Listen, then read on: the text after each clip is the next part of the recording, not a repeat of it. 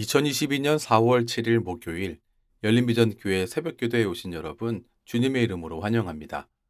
오늘 이 아침 우리가 함께 나누실 말씀은 요한복음 16장 16절부터 24절입니다. 신약성경 요한복음 16장 16절로 24절입니다. 제가 봉독하겠습니다.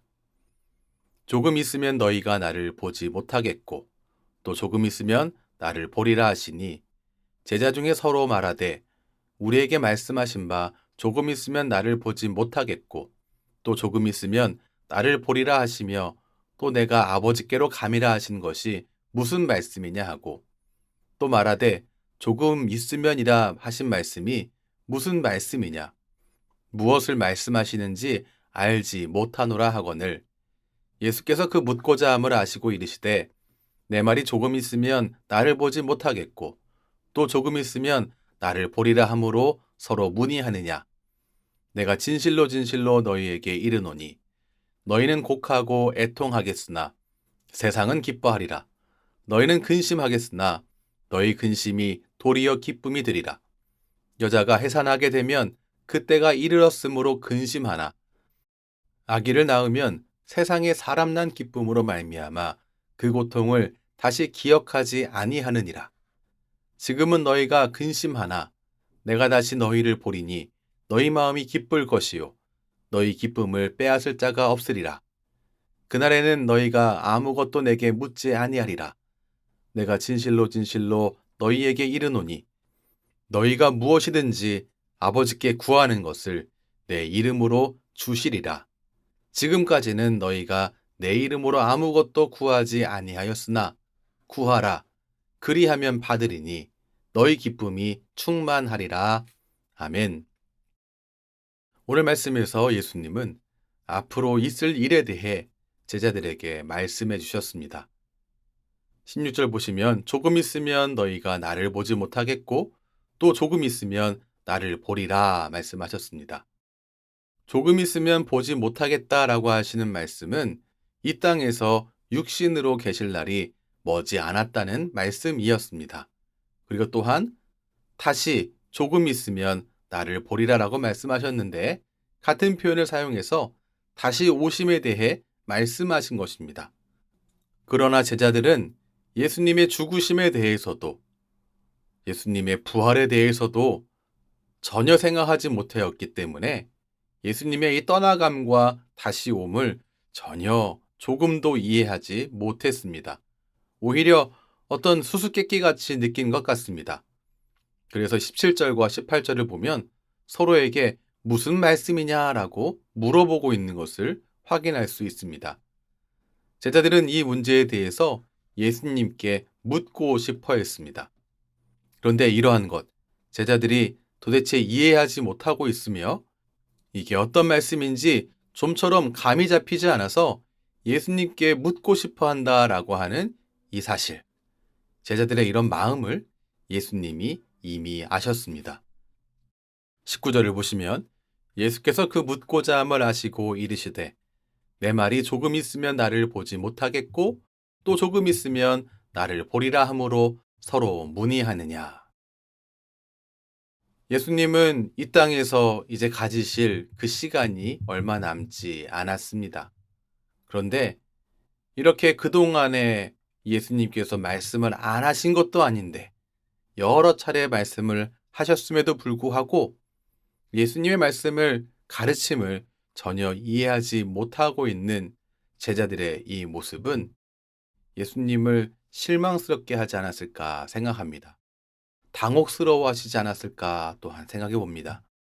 하지만 예수님은 실망해 하거나 제자들을 꾸짖지 않으셨습니다. 예수님은 제자들을 끝까지 사랑하시는 분이셨습니다. 그래서 제자들의 이 모든 마음을 아시고 이 말씀의 의미를 설명해 주셨습니다. 꾸짖는 것보다 곧 닥칠 격변 상황에 잘 대처하도록 돕는 게 더 중요했기 때문입니다. 앞으로 어떤 일이 일어나겠는가? 20절 말씀 보면 내가 진실로 진실로 너희에게 이르노니 너희는 곡하고 애통하겠으나 세상은 기뻐하리라. 너희는 근심하겠으나 너희 근심이 도리어 기쁨이 되리라 라고 말씀하고 있습니다. 주님을 보지 못하게 될 때 제자들은 울며 애통해 할 것입니다. 하지만 세상은 기뻐할 것입니다.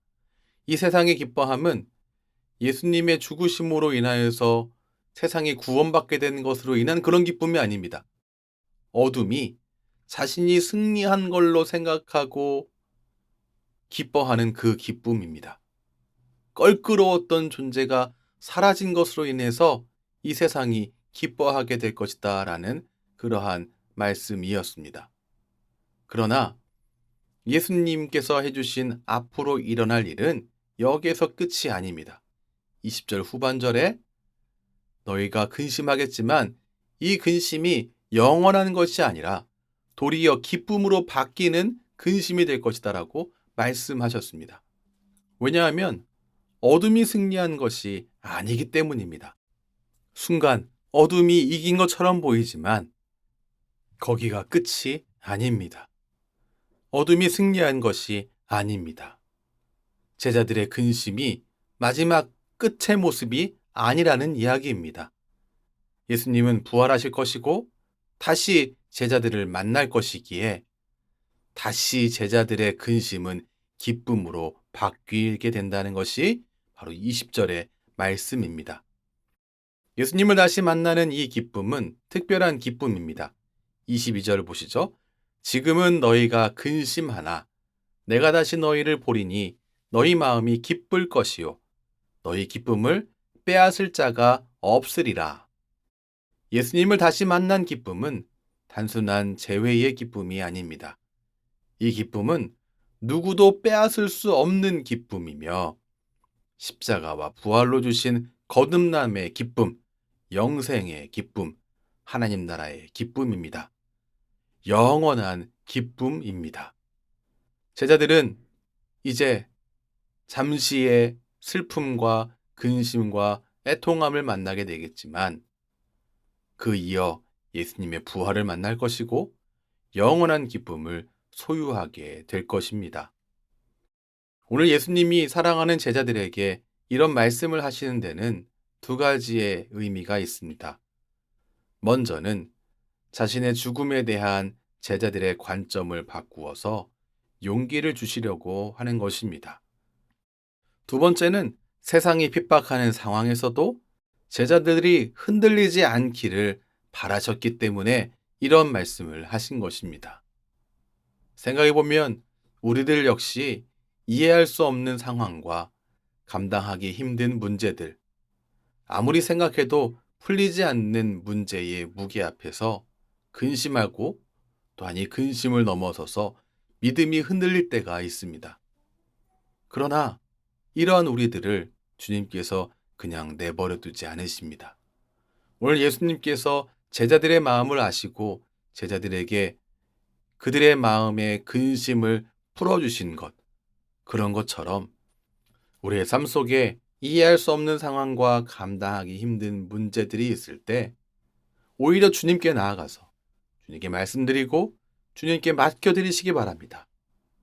그럼 주님께서 제자들의 근심을 풀어주신 것처럼 우리의 마음의 근심을 풀어주시고 우리의 관점을 바꾸셔서 용기를 주시며 우리로 흔들리지 않게 하실 것이 분명합니다. 주님은 오늘 본문에서 제자들에게 바라셨던 것과 같은 것을 하나님의 자녀된 우리에게 기대하고 계십니다. 우리가 용기를 잃지 않고 흔들리지 않기를 바라시는 겁니다. 부디 믿음의 눈으로 우리 주변에 일어나고 있는 일들을 바라보시고 주님의 관점으로 모든 일들을 바라보아 용기 내시고 흔들리지 않는 주님의 귀한 자녀가 되시기를 주님의 이름으로 축원합니다. 기도하겠습니다. 하나님, 오늘도 진리의 말씀으로 우리를 가르치시니 감사합니다.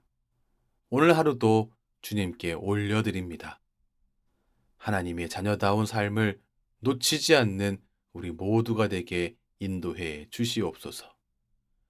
우리는 연약하여서 처한 상황으로 인해 기운 빠져하고 슬픔에 빠지곤 하는 그러한 연약함이 우리들에게 있습니다. 우리의 지식과 상식으로는 이해할 수 없는 일이지만 주님이 이루실 일이 있음을 믿음의 눈으로 바라보는 우리가 되게 인도해 주시옵소서.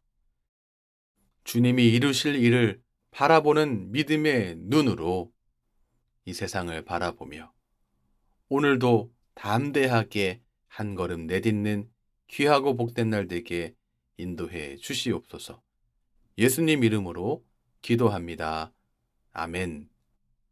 우리 주 예수 그리스도의 크신 은혜와 하나님 아버지의 무한하신 사랑과 성령 하나님의 인도하심이 오늘도 주님을 의지하는 하나님의 백성들에게 충만하게 넘치시길 축원하옵나이다. 아멘.